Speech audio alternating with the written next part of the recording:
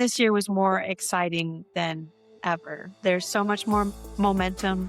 There's so much more interest. We can all feel there's some unprecedented acceleration of progress. PETA was the biggest catalyst, then Omega is another catalyst, and we will need more catalysts along the way before we get to AGI. These systems that we're building are expressions of us. And the best way to incorporate the best of us is to encourage all these diverse voices into the process. Hard to miss at this point is that the rest of the world woke up and figured out that what we were doing is important. And AGI is not an obscure thing anymore. It is definitely a very exciting time. Hello, greetings, good afternoon, good morning, good night, good evening, wherever you are. Thank you for joining us here today. We're so excited to have you here for this next installment of Tech Tuesday. This episode is going to be our signals from San Francisco. So 2 weeks ago, we were in San Francisco for the AGI-26 Annual Conference. This is the 19th Annual AGI Conference that the AGI Society has held. We've been looking deeply with researchers, academics, developers, builders, thinkers for 19 years now at what will it take to get to general intelligence, not just good AI, but general intelligence. LLMs and neural networks have certainly been part of this discussion, but it has also ranged over a much broader set of AI improvements, theories, ideas, cognitive architecture, world modeling, and many more of these topics that take us not just to models that can look like they think, but actually think over beyond their training data over a broad range of tasks. And this year was more exciting than ever. There's so much more momentum. There's so much more interest. The AGI is now a household worldwide name. And it's getting more recognition and acknowledgement, as well as more people understanding that neural networks and LLMs alone may not get us there. May get us there, who knows? But this idea of generality is becoming more recognized and known, which has led to bigger conferences, more people looking at this problem together, which is always beneficial, more inputs, and a particularly amazing set of speakers at the event as well. We had over 1,000 participants. We had 24,000 live stream views from around the world. The material is up online. The live stream is there free for anybody to access this year and back to 2021 or 2020, I believe, so that you can go back and see how this history has been developing and how it's developed. We had over 300 live attendees over 4 days in San Francisco, and we had closer to 130 papers, I believe, submitted, and 25 papers accepted, and about 33 posters accepted. It was an incredible turnout this year, and we're really gratified to see this. As well, our speakers included Carl Friston, of course, a great mind in AI and AGI-related topics, David Eagleman, Alex Lershner from Google DeepMind, the head of NVIDIA's automation department. We had a beautiful range of speakers, Michael Levin, who were able to contribute to all the thinking, the ideas, the direction, the broadness of vision of getting us from where we are to AGI. And also this year, we had a very special announcement about the AGI Society itself and its own momentum. So I'm here today to talk about the conference with Andrew Kemendo, the newly appointed executive director of the AGI Society, and Matt Iklé, the treasurer of the AGI Society and, of course, chief science officer of SingularityNET. And Andrew, can you tell us a little bit more about what's new in the AGI Society this year? Thank you, Haley. And thanks for all your hard work at the conference this year. It was really a big deal. And so everybody can give a round of applause on your own to Haley for all the hard work she did. It was really a sight to see. So thank you. And so if you haven't met me, I'd love to meet you one-on-one so you can reach out. But I am Andrew Kemendo. I'm the new executive director for the AGI Society, recently appointed. And, before I show you a couple of things I have just on slides, But you all know the society through the conference. You all know the society through the journal. I mean, we just had the 19th conference, almost 20 years of development. But the thing that some people may not have realized, hard to miss at this point, is that the rest of the world woke up and figured out that what we were doing was important. And AGI is not an obscure thing anymore. And so that is a responsibility that we have as a group that's been working on this, in my opinion, and in the board's opinion, for 19, 20 years. And so we do have a responsibility to take it and broaden our base so that the rest of the world can understand what's happening and draw on the resources of this community that really has the technical expertise to understand what that means and relate it back to people. So really, as the AGI Society matures over the next 10, 20 years, the goal is to be the singular place where people look for the truth about AGI. If you're claiming that you are doing AGI, you're working on it, AGI Society, the conference, and the journal, and then our reports are effectively going to be those state of the world, what's happening with AGI. And so let me present here briefly. But if you were at the conference, you would have seen some posters about, hey, we're growing, we need to organize. AGI Society, really, we're at the point now where we have 50 volunteers who are active and engaged.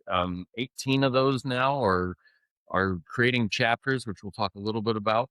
But the goal is to have every week, every month, more and more activity that leads up to the conference. And so one of the things Ben said was, there's so much happening. We get together once a year. We should probably get together more than once a year. And the goal now is that we get together pretty consistently all the time, not just in person, but online. And so if you go to Join AGI Society, this is kind of our volunteer portal. And so you can go and you can read that vision. That's the PDF you see. You can read the PDF. You can kind of see what's going on. And then below that, you can fill out and say, hey, I want to volunteer for this, or I want to volunteer for that. And in fact, you don't even have to volunteer for anything. You can just say, I want to be involved, or I want to keep up to date. Now, that's distinct from membership. That's something that's going to develop. And membership is going to be now a powerful, important resource going forward, but we're in the early crystallization phases of all these different things. And so as we talk about the AGI Society, where the action happens, Discord is one of the major places for that. So if you are not already part of the conference and now Society Discord, please use that link.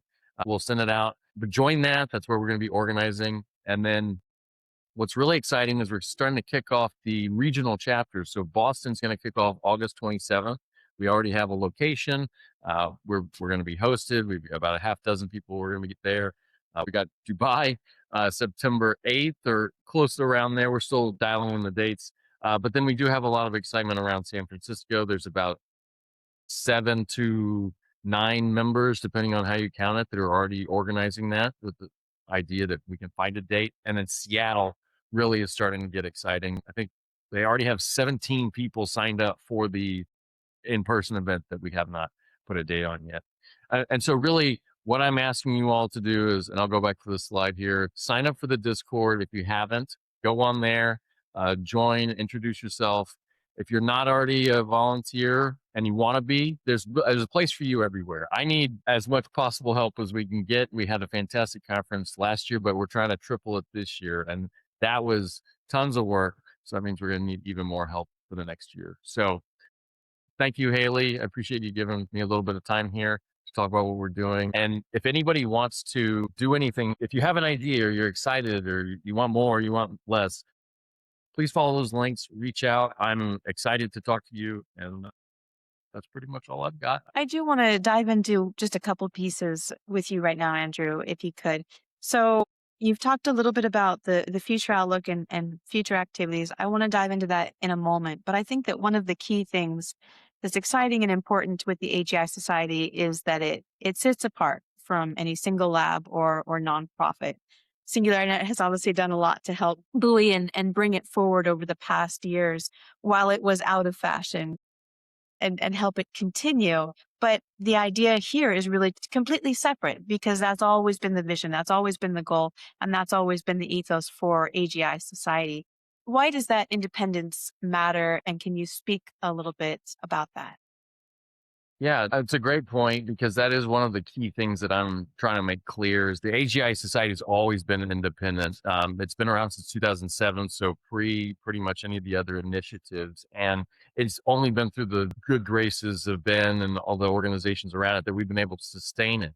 And so the goal is that we make it such that it's self-sustaining through programming and donors and sponsorships in such a way that we can start to bring in the rest of society, and they realize, oh, it's not just us promoting this, it's not just us promoting that, or we have a particular position. We're trying to be more of a Switzerland for AGI discussion. It's the good, the bad, the ugly. It's show us your roadmap. And in fact, Haley, one of the things that I'm really trying to push is that this year we get all the labs to come and tell us what their roadmaps are. And we're already doing it with, SingularityNET has already done that. We pretty regular. And a lot of people at the conference come to do that. But the people who are talking to the press, they say AGI, but they don't say exactly how they're going to get there. And so the idea would be this next year, we would have all the press waiting like this for, okay, this is exactly how Tencent is going to do it. This is exactly how DeepSeek is going to do it. This is how Anthropic is going to do it. And instead of just being, ideas out there, we have our scientific community say, hey, okay, now we can see what you're doing and we can evaluate that. And so you can only really do that if you're a very independent organization. That allows us to look at all of those approaches as a society, right? As close to an objective lens, I would say it's more like we all know where we stand. So everybody representing their position, right? That does not mean the society represents their position. It just means that we give a platform to people to be able to say, show us what you got. Yeah, excellent. Thank you for that. Yeah, and it has been such a contributive effort. Certainly, SingularityNet's helped over these past 4 years, but as you say, it's far older than that. And there's so many people who have been regularly attending, submitting papers, supporting through locations, and speaking at these conferences for so long, and bringing this all together, honoring and taking forward all that hard work and dedication that these folks have had is incredible. And to see the amount of interest forming in that and be able to sort of build and capture on that is just an amazing opportunity. Can you talk just a little bit about what you see as some of the activities that will occur throughout the year between conferences?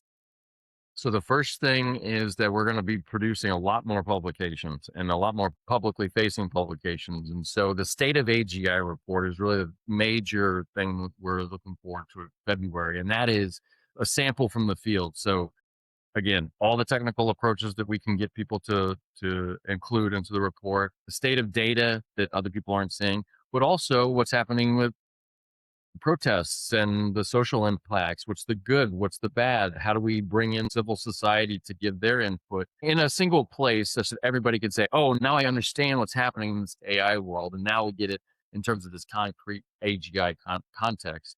And so that's February. We're looking for authors. We're looking for people to support that. If you have, I don't want to say inside knowledge, but if you have a really good understanding of what the frontier is and you want to be able to contribute to that, we need that. Before that, we're going to release a AI and labor report, which is effectively, everybody's saying AI is taking jobs or it's not. But we're going to give you the ground truth on what the metrics actually say, where is it actually functional replacements for things like that. And then the idea is that monthly we have debates online at local chapters between researchers who are debating specific technical topics, but also communications between mayors and governors and people like that who don't know anything about this, but want to be part of that and talk to their constituencies so that everybody understands what we're working on. So the goal is we go from kind of a once a year big blowout to a very steady, regularized output that then culminates in these state of AGI reports and the conferences where we all get together,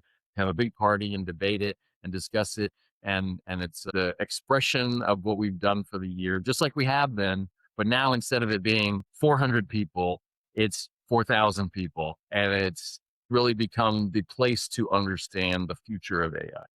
And this is so important, right? This is something that impacts all of us. We've seen how LLMs have changed so many landscapes, and this is only increasing and will continue to increase as these systems get more intelligent, more capable, and more relevant issues come up around it. One thing I would say on that too is that I spoke today with Ravind Kumar, who was one of the lead integrators for the Gemini program into mobile robots. And so when you think about transitions for narrow AI LLM into more generalized AI into a robotic biomechanical system that's humanoid in function, he was very much like, hey, we talk about AGI at DeepMind, but we don't talk with any other organizations about how they're doing it. And we don't really talk outside about our technical approach to that. He already gave me what the talk he wants to give on behalf of DeepMind next year. And so having more of that, let's put the technical pieces together, what's going into production, while also retaining in the workshops and everything we're doing okay, maybe more forward-looking Hyperon or kind of quantum consciousness stuff. We still want to retain that, but maybe bring it into a session where we're just focusing on that, and then broaden our audience. So we say, okay, we see that here's the actual progress happening in robotics. Sebastian Thrun talks about, how Waymo is making that transition. And so really bringing the day-to-day engineers into it that are affecting everybody's life, exactly to your point, in production is part of where we're going to try to be emphasizing. Thank you so much, Andrew. I really appreciate your time here. So everybody get involved, join AGIsociety.org, volunteer, have a conversation with Andrew, see what local chapters are brewing, or if there's not one, start one yourself. And there's so much work to be done here going forward. And so then I'd just love to step back for a moment and look at some of these pieces that you raised, Andrew, where we want to have conversations not just with the researchers and thought leaders in the various labs. We do, for sure, and we've done that. But this year, we also had a special third day of the conference where it was the AGI Leaders Day, right? Where we were specifically picking speakers and topics and having panel sessions that were really about where do these technology ideas, thoughts, developments land in the real world? How do they impact governments? How does decentralization impact or matter for the future of AGI development? How does this impact health? How does it impact research and science? And we're seeing more and more of this come up, and broadening these topics out are so important. To the researchers who are building this, they need to understand how things will impact. And also those researchers are at the forefront of thinking through how these things will impact because they have a vision of what they're going to be capable of and how they can be built responsibly. And this becomes an important piece as well. So perhaps on that note, we could start for just a moment on some of the most impactful pieces towards the future of AGI as it lands in the real world. The one I'll mention that was notable to me, just because I went to rewatch it yesterday, was Alison Gopnik's talk on Leaders Day, actually. If you haven't watched it, I very much encourage you to watch it. Alison Gopnik has been a person I follow for decades now, and she really has a good sense of how we approach children and children-based learning and AGI and how they're so similar and they have combinatory ways of thinking. And one of the things she mentioned was like, hey, I'm sorry to break it to you, but this concept of general intelligence doesn't exist. And so that kind of challenging it at the social psychological level is necessary to break people out of, oh, wait, this is not just a ones and zeros and bits and bytes. That's critical. That's how it is. That's how it works. But it's also understanding that everybody's training this thing based on the data that we give it and what's the kind of data that we're giving it. That's a really important, very technical point, but it's not just technical. And how do I get convergence towards an asymptote? It's how do I get convergence towards an asymptote such that the people who are utilizing it don't reject it because it's hallucinating too much. And so I think that's a perfect example of how you say, hey, the details on your weighting actually do matter in the social impact and how people utilize this at the societal level. And what does that mean? Right. And part of the responsible design is thinking through that, understanding that in ways that, for instance, we didn't necessarily in social media when we monetized engagement. And we've seen some of the issues that have emerged over time with that. And it would be very unfortunate for that to happen again with AI just because we didn't learn, we didn't pay attention. And Matt, from your side? I was going to follow up with a similar take on this. These systems that we're building are expressions of us, where they're being built by us. They're creations of ours. And to that end, it will only be as diverse or encompassing the viewpoints of the people working on it and having a say into it, the constituencies. As Andrew pointed out, it impacts work. Labor could have input into these systems. After a talk by one of our sponsors, Andrew Melnichuk Sagasal, came at it. He, in discussions afterwards, his background in art, that needs to be incorporated into what's being built because it's part of us. Arts are important. As much as we can gather and make sure we're not in this echo chamber of our own tech thinking, we need to encourage. And the other thing that was really, I was going to bring up Alison Gopnik. Thank you, Andrew. But the diversity of people on stage and in the audience this year was quite a change from years past. And that's exactly what we need. We need ages. We need researchers from back in the day. We had researchers of the future. I think the youngest presenter was a Hungarian. Actually, he hasn't even entered high school yet. He will be entering high school, 15-year-old. I can't get his last name, but Gaspar was his name. And it's a mirror of humanity. And the best way to incorporate the best of us is to encourage all these diverse voices into the process. Who's going to be impacted? We do have these problems that need to solve, and that's the hope that by building and using all our creativity in this positive direction, open and transparent, inviting everybody in to have a say in the conversation is how we can promote the best possible uses. Thank you so much, Matt. Yeah, everything there is exactly on point. Absolutely. So if we can take a moment just to step back as the chairman for this year's conference, for those who couldn't attend or haven't had a chance to watch the live stream yet, can you give us a sense of the shape of the conference, what happened over these 4 days, and what was significant about it? It is definitely a very exciting time. And in terms of the research presented, these tools that have been developed, frontier models in just the last few years. And now, it's like, well, they actually do a lot more than we thought they would, but there's still gaping limitations. There's still a lot to go. That was one of the first impressions. But because of this, I was going to use the word Andrew already used, this crystallization, this distillation of all of these pieces beginning to come together. Now is the time we really need to energize this diversity of communities, to have this. And it's because of this crystallization of the technologies, things are happening so fast. Do not be left behind. Have a say. Join the AGI Society. Have your voice heard. It's not just the people building it that need to be heard. Aside from that, the other thing that I always aim to do at these conferences, and I think is to try to push back against my own ideas. I don't have all the answers. Hopefully, more people think like that than just me. But I'm always looking for kind of these cross-cutting ideas.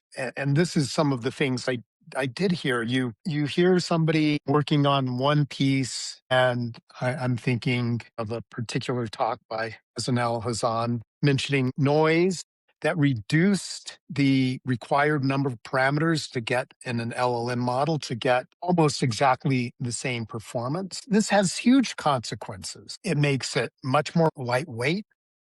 That has huge consequences. That means less computation, less need for data centers, which are becoming a flashpoint for communities around the world right now.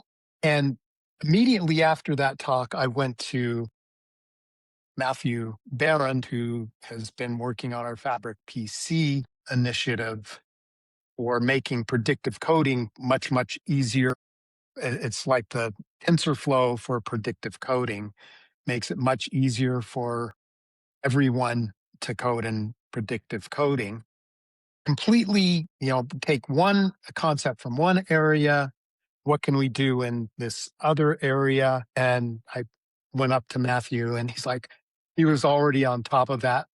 He was already making plans to meet with SNL during that conference. But it's those connections that are what really happens in these conferences, but connections across disciplines as well as within each of our narrow domains. Yeah, absolutely. And seeing the people that are working in an area, working in world modeling, talking cognitive architecture, predictive coding, talking to spiking neural nets, right? And then bringing these ideas together in new ways. The speakers are amazing. The papers are fascinating. The workshops are incredible. But these conversations that are just happening all over the room between brilliant people who are so curious about how intelligence works, how consciousness could emerge or arise, or what it even is. These are the spark point that makes it so amazing to actually attend the conference.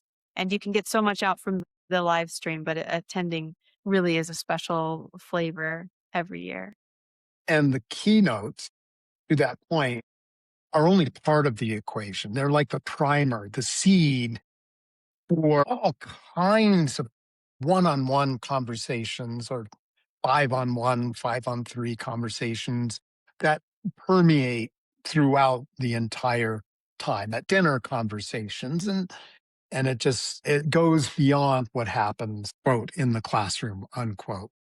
Exactly. And this is again, with the AGI Society that Andrew's looking to build, are these local chapters that can have this conversation year round and have online presentations that spark this locally among everybody. Can we dive in for a moment to the workshop series? 4 workshops this year. Can you overview those a bit? In particular, the Hyperon workshop, which is of particular interest, of course, to the SNET community. What's significant happened there?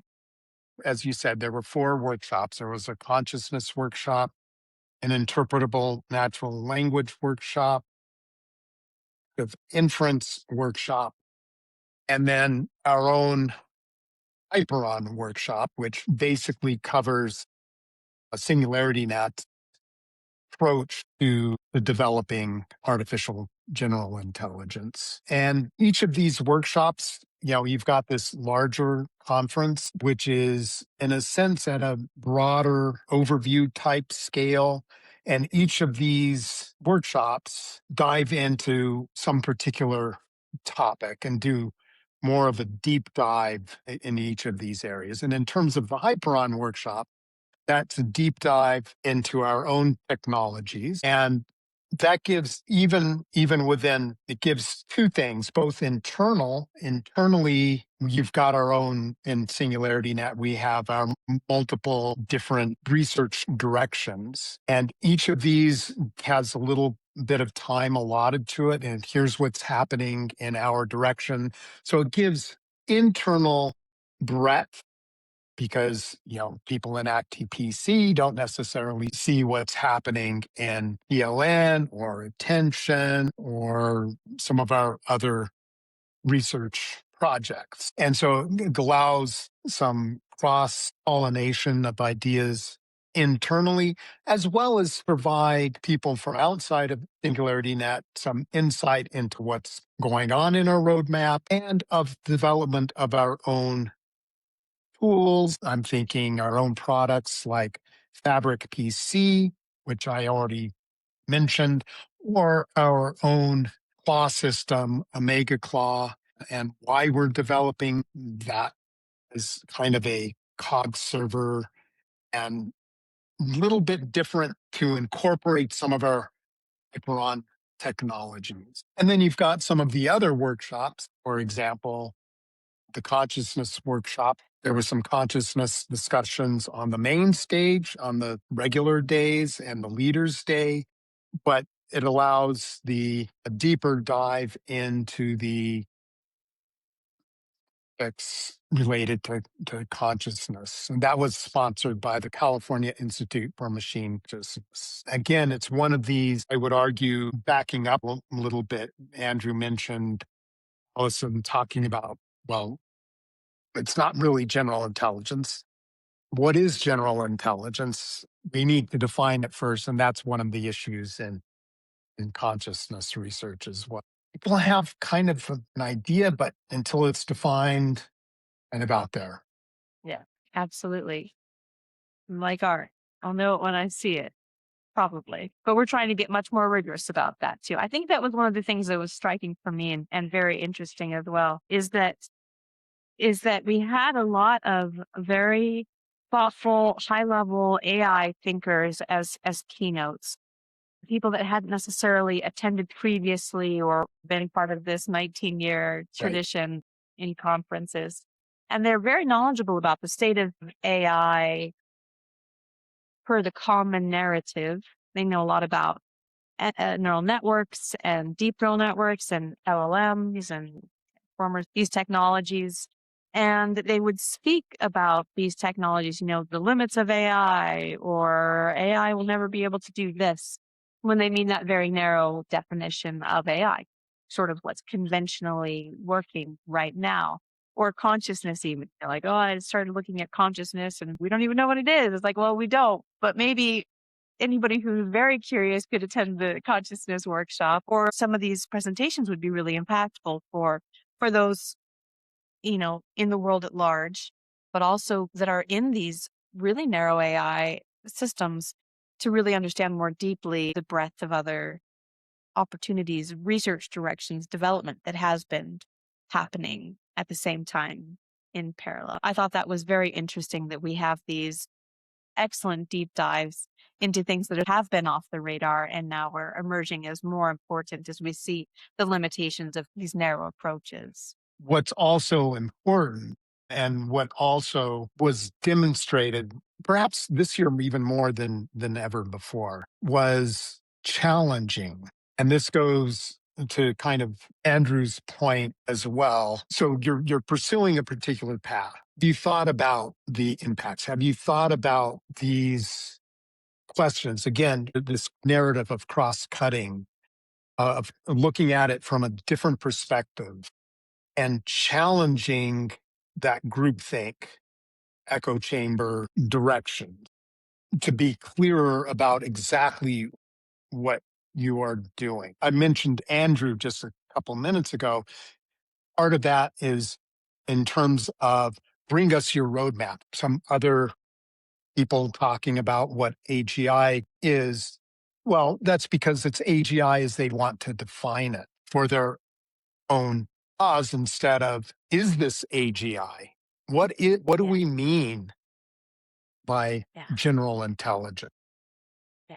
What is generality? Putting even aside the artificial. Yeah. How do we define these terms? And these are not easy ideas to grasp. And that's why the definitions been elusive, unless you take business oriented, strictly what's going to make me a lot of money definitions. Yeah. And then for you, what were the takeaway moments from the Hyperon workshop itself? What was significant in the sharing that happened? I guess this is more the point of what's happening in Hyperon more broadly, because reflecting on Hyperon itself, and the meeting in October 2021, the AGI conference in 2021 was in Palo Alto. And I bring that up because prior to that point, there was no Hyperon, there was OpenCog.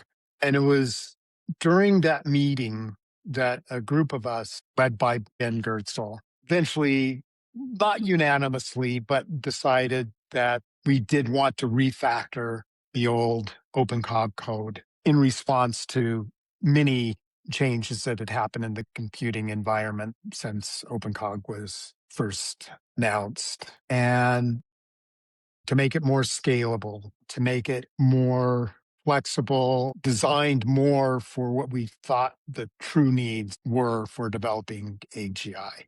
And it took, I like to call it, 4 very excruciatingly long years before we got our first reasonably usable, fast enough, scalable version meta, October of last year, October 2025.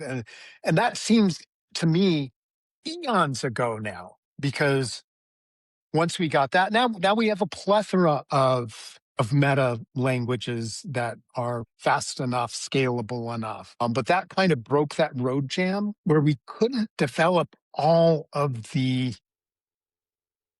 componentry. We port it over and use it like until that time. And once that roadblock was broken through with the first version of Meta, now comes the exciting time of putting all these components, combining them. That's what is my excitement coming out of the Hyperon at this point. Everything's now coming together and we can begin the actual fun part of building GI.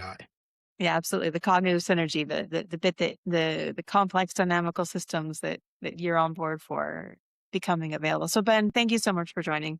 I'm so glad you're able to pop in. We're just talking about the Hyperon workshop and what are the cool moments that came out of the workshop in particular, the updates there that are significant for community and for the world, for AGI. Well, let me quickly make 2 points, which may be redundant with what Matt said, but I have a different way of saying things anyway. So one message I got was we spent a long time saying as soon as we get a fast meta compiler, then everything will fall together. And many things have fallen together. Part of the message from the workshop was once we get scalable PLN inference control, then everything will fall together. And, just like we had first PETA, now there's SETA, and there's a TypeScript meta compiler, and Jetta is now working, and Meta-IL is somewhat working, still needs a little more time, but that should come together in time for ASI chain.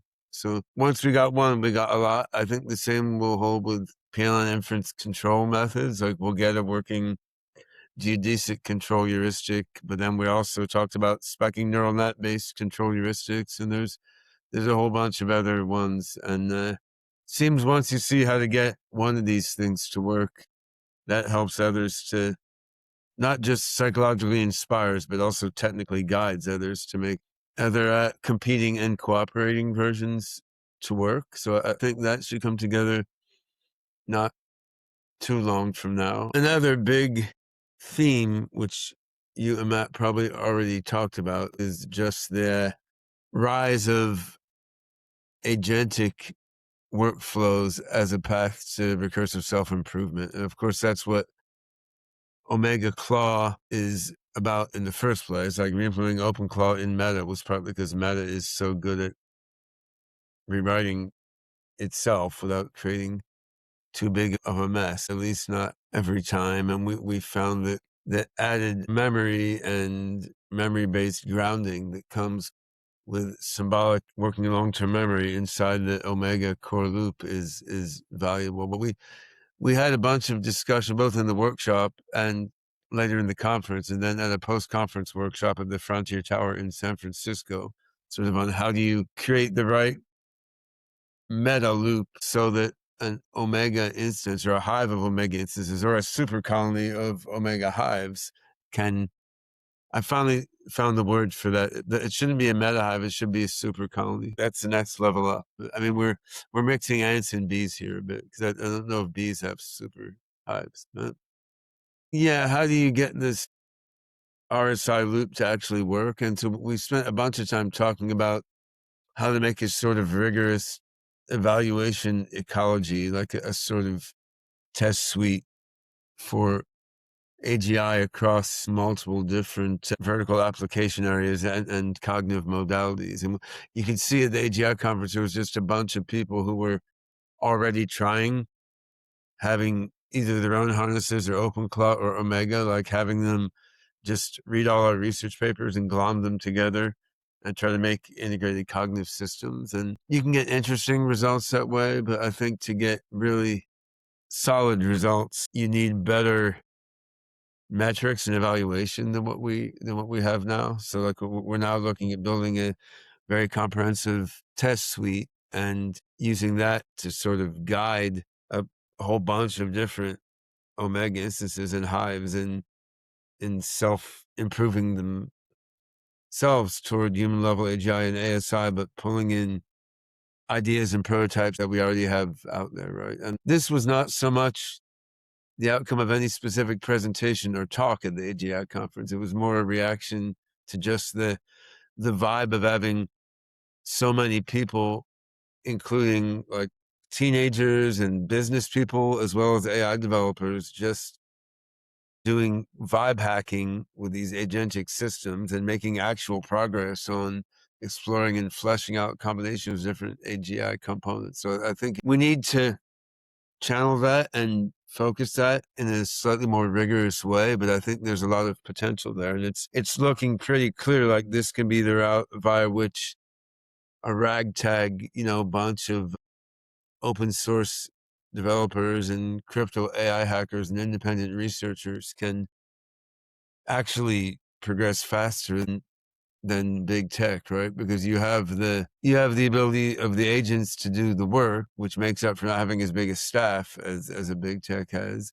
And you also have the breadth and creativity that comes from having just so many random people on little random groups playing with different permutations of the same mix of ideas and introducing new things into the mix. So yeah, there was definitely way more of a vibe at this year's AGI conference. We're not just presenting research that we've done over the last year, but like you take an idea you heard at the conference and you tell your agent the idea that day, and then you have a prototype 2 days later while the conference is still going on, right? Like we never before had like our agents doing a hackathon in the background while we're sitting at the conference, drinking coffee and talking things over. That was a sort of different methodological vibe and collective cultural ambiance sort of layered on top of the many interesting technical and conceptual ideas that were presented. And of course that's an easier thing to summarize in 10 minutes than the technical ideas, many of which were very interesting, but would require more forethought to unfold clearly and concisely. Yeah, I think as another theme, on top of the theme of Hyperon is maturing, but we're still waiting for scalable PLN control to get really good proto-AGIs.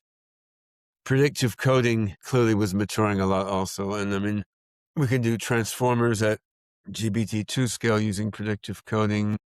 Fabric PC is like a scalability-friendly infrastructure. We had a bunch of talk about how to accelerate Fabric PC by 1 to 2 orders of magnitude, even without neuromorphic hardware, just by upgrading the GPU tools underlying Fabric PC's interfaces, which is enabled by the nice way Fabric PC kind of modularizes and encapsulates things. And then you had PC starting to do things with spiking neural nets, like in Will Gebhardt's talk, and a bunch of sort of mathematical convergence in the talks by Friston and Aurobia, which again, now given the power of coding agents and associated LLMs and Omega and so on, you can actually take some of these theoretical ideas and very rapidly cash them out in improvements to your code. I would say AGI conference already seems like a long time ago. Like just yesterday, Patrick Hammer released ITER,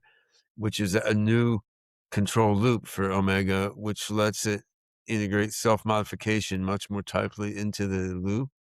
And I've been looking at that in the last 24 hours and trying to step my own Omega hive through upgrading itself to use ITER. So, I mean, that's also indicative of how weirdly fast things are moving. Not that everything presented at the AGI conference is obsolete or has been implemented already. Of course, things can still take months, not hours. or days, but we've already had some very large key improvements to some of the things discussed in the Hyperon workshop, like in the last 2 weeks since that workshop occurred.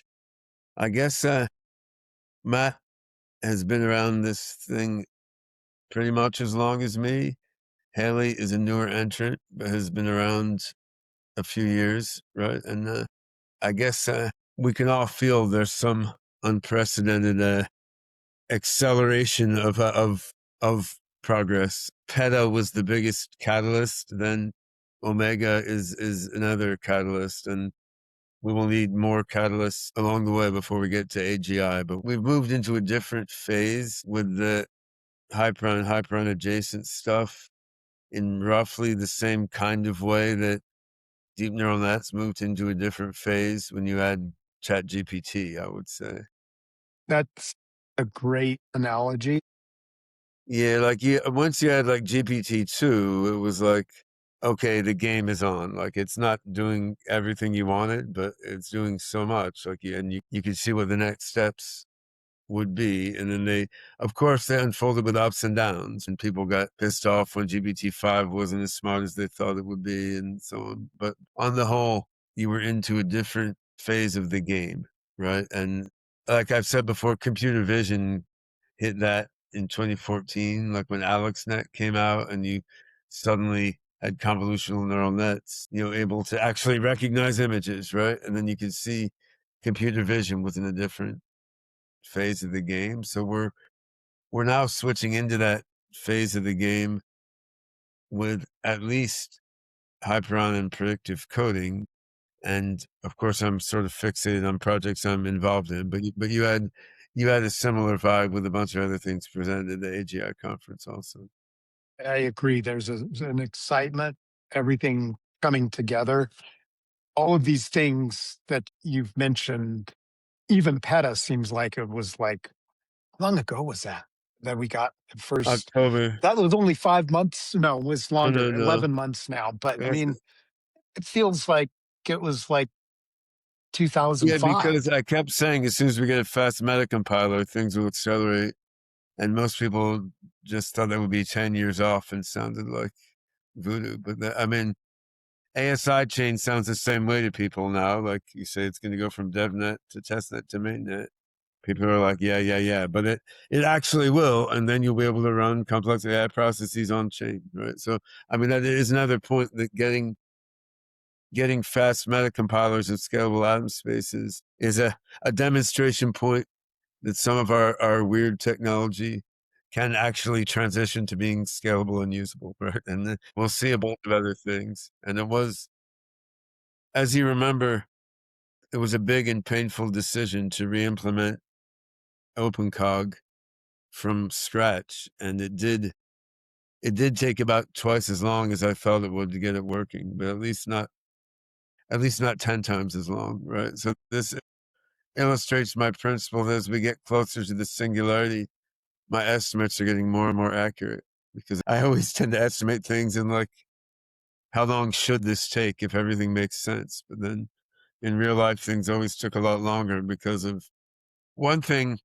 people go to sleep and go on vacation, whereas the agents don't, right? And for another thing, you just hit a lot of tedious IT problems and data curation problems. And now, even if the agents can't do all the hard parts, they hack through those problems. So you're not as held up, right? So it feels like things are progressing more along the speed that I've always conceptually thought they should. And I can see in some cases now even faster than I thought they would. Like I didn't anticipate Patrick overhauling the control loop this week, right? So we're even getting at the phase where me, as a big over optimist on timing, I'm sometimes surprised by how fast things are going now, which is not a usual feeling for me. It's definitely a palpable acceleration.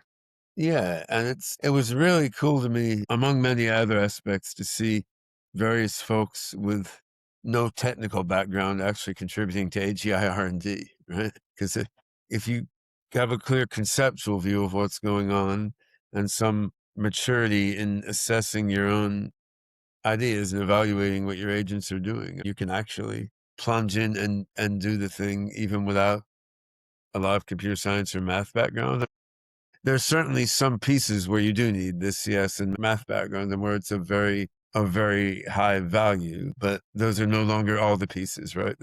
There's a lot of other things to do also. I think we can call that a wrap. So, I'm happy to. in the absence of Haley. All right. Well, thanks everyone. We will sign off until the next time.